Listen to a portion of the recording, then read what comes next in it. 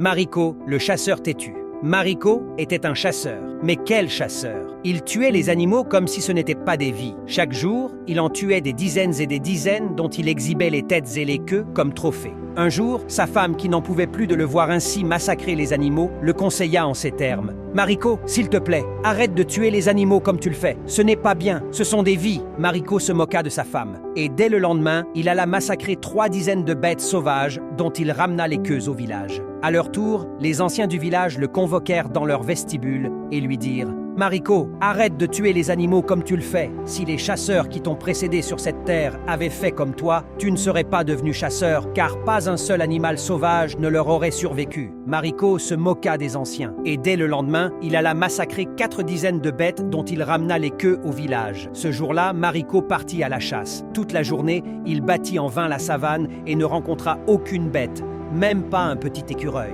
Le soir venu, il s'en retournait bredouille au village en maugréant quand il vit, allongé au bord de la rivière, un grand lézard qui se prélassait aux derniers rayons du soleil couchant. Ses yeux brillèrent de joie. Il n'allait pas essuyer les moqueries de villageois en rentrant bredouille. Il pointa son arme sur le lézard et allait tirer quand celui-ci, se mettant debout comme un homme, il chanta « Ne me tue pas, Mariko, ne me tue pas, je ne suis pas un lézard ordinaire. Vois-tu, les marchands du nord, du sud, de l'est et de l'ouest passent et repassent par ce chemin. Ils me voient ici tous les jours. Ils ne m'ont pas tué parce qu'ils savent que je ne suis pas un lézard comme les autres. » Mariko lui répondit en éclatant de rire. « Vieux lézard, même si tu chantes toutes les chansons de ton répertoire, moi je vais te tuer. » Et pan! Il tua le lézard. Il le prit et le jeta sur son épaule et rentra au village. Au moment de franchir la porte de sa maison, le lézard, bien que mort, lui chanta de nouveau « Ne me tue pas, Mariko, je ne suis pas un lézard ordinaire. » Mariko lui répondit « Continue de chanter, hein, je vais te rôtir et te manger tout à l'heure, et on verra bien si tu peux continuer de chanter dans mon ventre. » Il alla jeter le lézard devant sa femme. « Prépare-moi ça, ma chérie, je meurs de faim. »« Moi » lui rétorqua sa femme. « Non seulement je ne prépare pas ce lézard, mais je ne le mangerai pas. Mes enfants ne le mangeront pas non plus. Tu m'entends, Mariko? Tant pis, je me le préparerai moi-même. » Et Mariko de dépecer le lézard. Il le découpa en morceaux et jeta les morceaux dans le poêle. Mais même en mijotant sur le feu, chaque morceau du lézard chantait « Ne me tue pas, Mariko, je ne suis pas un lézard comme les autres. Tu vas être prêt